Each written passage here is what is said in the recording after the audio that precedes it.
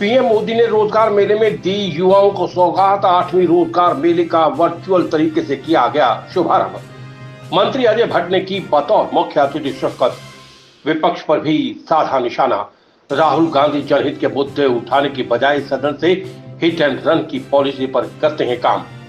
सोनीपत के CRPF camp में 8वें रोजगार मेले का आयोजन किया गया, जिसका शुभारंभ प्रधानमंत्री नरेंद्र मोदी ने वर्चुअल तरीके से किया। कार्यक्रम में केंद्रीय मंत्री अजय भट्ट ने बतौर मुख्य अतिथि शिरकत कर युवाओं को नियुक्ति पत्र प्रदान किए। वहीं इस दौरान कांग्रेस और राहुल गांधी पर भी जमकर हमला बोला। उन्होंने कहा कि राहुल गांधी सदन में भी उनका हिट एंड रन का स्वभाव रहता है। केंद्रीय रक्षा और पर्यटन राज्य मंत्री अजय भट्ट सोनीपत के गांव केवड़ा स्थित केंद्रीय रिजर्व पुलिस बल के ग्रुप सेंटर में बतौर मुख्य अतिथि शिरकत करने पहुंचे, जहां 8वें रोजगार मेले का शुभारंभ प्रधानमंत्री नरेंद्र मोदी ने वर्चुअल तरीके से किया। इस दौरान मेले में बतौर मुख्य अतिथि पहुंचे केंद्रीय पर्यटन राज्य मंत्री अजय भट्ट ने 866 युवाओं को नौकरी पत्र प्रदान कर उन्हें शुभकामनाएं दी। वहीं युवाओं को संबोधित करते हुए केंद्रीय मंत्री ने कहा कि केंद्र सरकार के नेतृत्व में देश नए आयामों को छू रहा है। उन्होंने चंद्रयान का उदाहरण देते हुए कहा कि आज भारत विश्व में नंबर 1 पर पहुंचने वाला है और भारत का तिरंगा चांद तक फहराया जा चुका है। उन्होंने कहा कि आज मोदी सरकार के नेतृत्व में रोजगार के अवसर खुल रहे हैं और युवाओं को रोजगार दिया जा रहा है। वहीं पत्रकारों से बातचीत में उन्होंने विपक्ष पर निशाना साधा और कहा कि आज विरोधी दल प्रधानमंत्री नरेंद्र मोदी की बुराई करते हैं, लेकिन लोग उनका चाल चरित्र पहचानते हैं। यही वजह है कि देश दुनिया मोदी के साथ जुड़ी है। उन्होंने राहुल गांधी पर निशाना साधते हुए कहा कि राहुल गांधी की भाषा और स्वभाव के बारे में सब जानते हैं। सदन में जनहित के मुद्दे उठाने की बजाय हिट एंड रन की पॉलिसी पर वो काम करते हैं। उन्होंने कहा कि लोकसभा में विपक्ष द्वारा लाए गए अविश्वास प्रस्ताव पर बहस की जाए। विपक्ष भाग खड़ा हुआ, जबकि जनता ने उन्हें उनके मुद्दों पर बहस करने के लिए चुना है, न कि भागने के लिए। उन्होंने ये भी कहा कि आज हमारा देश हर चुनौती से निपटने के लिए सक्षम है। आज हम चंद्रयान तक पहुंच चुके हैं और मोदी सरकार के नेतृत्व में ये सब संभव हो पाया है। आज आयोजित रोजगार मेले में केंद्रीय गृह मंत्रालय, केंद्रीय रिजर्व पुलिस बल यानी सीआरपीएफ, सीमा सुरक्षा बल बीएसएफ, सशस्त्र सीमा बल एसएसबी, असम राइफल्स, केंद्रीय औद्योगिक सुरक्षा बल सीआईएसएफ, भारत तिब्बत सीमा पुलिस आईटीबीपी और नारकोटिक्स कंट्रोल ब्यूरो एनसीबी के साथ साथ दिल्ली पुलिस में कर्मियों की भर्ती हो रही है। रोजगार मेला देश भर में 45 स्थानों पर आयोजित किया गया है, जिसमें 51,000 से ज्यादा नियुक्ति पत्र वितरित किए गए। जो 15 अगस्त 2022 को प्रधानमंत्री जी ने कहा था हम 10 लाख लोगों को रोजगार देंगे, तो उसके बाद पहला जो रोजगार मेला लगाया था 22 अक्टूबर 2022 को, तब से लेकर आज तक ये 8वां चक्र है। हम इस समय तक 5 लाख से अधिक लोगों को आज रोजगार दे चुके हैं। यहाँ पर आज मैं समझता हूँ 200 करीब 200-250 लोगों को आज हमने यहाँ रोजगार दिया है। और ये हमने पैरा मिलिट्री फोर्सेज में हमारे जो जवान जाएंगे, हमारे डॉक्टर होंगे, हमारे सब इंस्पेक्टर से होंगे, कुछ एक हवलदार भी हैं।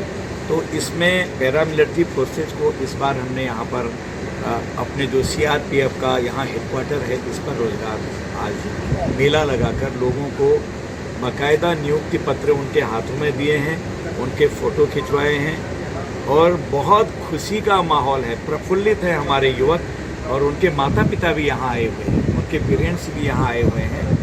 खुशी का माहौल है पूरे देश में चारों तरफ। और जो आज लगातार एक के बाद हम एक मेले लगा रहे हैं, इससे साफ जाहिर है कि जो मोदी जी कहते हैं वो करते ही करते हैं, जो कहा वो किया। और हम 10,000 का लक्ष्य अतिशीघ्र पाने वाले हैं। इसके अलावा भी स्किल इंडिया है, इसके लिए तो मिनिस्ट्री हमने खोल दिया अलग से। बहुत सारे ऐसे हम और भी रोजगार के लिए संसाधन देते हैं, तो जिस पर हम रोजगार देने वाले भी बन रहे हैं। आज देश में एक से एक हमारे नए युवक अपने कामों को शुरू करके अन्य लोगों को रोजगार देना भी प्रारंभ कर दिए हैं। तो आज हम पूरी तरह से आत्मनिर्भर हो गए हैं, अपने पैरों पर खड़े हो गए हैं। इसका मिसाल तो अभी 3 दिन पहले चंद्रयान आप सबने देख लिया है कि पहले हम वो बन गए हैं जो दक्षिणी ध्रुव पर हमारा चंद्रयान गया है और लगातार पिक्चर आ रहे हैं, सफलता है, दुनिया हक्की बक्की रह गई है, वो देश नहीं कर पाए जो हम कर पाए। हाँ, मतलब ये है कि जो लोग ये चाह रहे हैं कि हम ऊल जलूल कह के, शक फैला के, गलतफहमी फैला के मोदी जी को बदनाम करेंगे, सरकार को बदनाम करेंगे, वो कुछ भी नहीं कर सकते हैं। आप जानते हैं कि वो उल्टे औंधे होते जा रहे हैं। जितनी बार मोदी जी का विरोध करेंगे, जनता उतना मोदी जी से जुड़ते जा रही है, क्योंकि देश आज विश्व में नंबर 1 देश में बनने जा रहा है मोदी जी के कारण। सर, नीरज चोपड़ा काम किया है, हम सब गौरवान्वित हैं। नीरज जी को बधाई।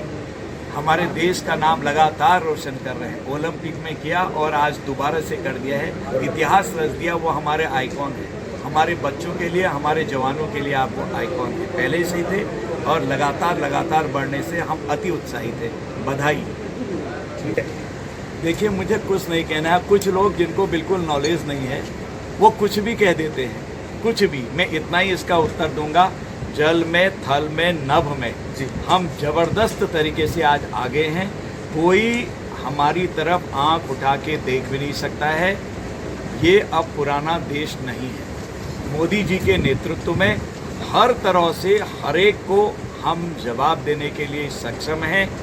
अपराधी को छोड़ो नहीं, निर्दोष को छेड़ो नहीं, इस सिद्धांत पर हम काम करते हैं। इसलिए मैं कुछ लोगों के बारे में बोलना ही नहीं चाहता हूं। जब देश नहीं बोलना चाहता उनके बारे में, खुद अपनी जग हंसाई करते हैं बार बार।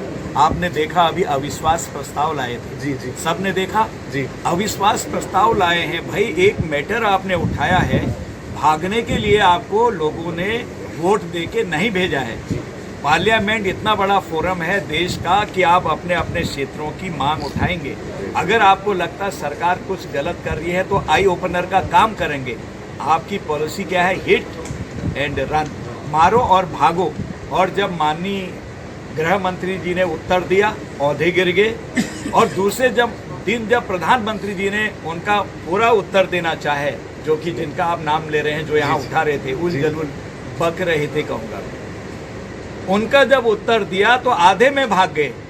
तो आपको तो ये भी नैतिक साहस नहीं है कि जो बात आप कह रहे हैं सुन तो लो।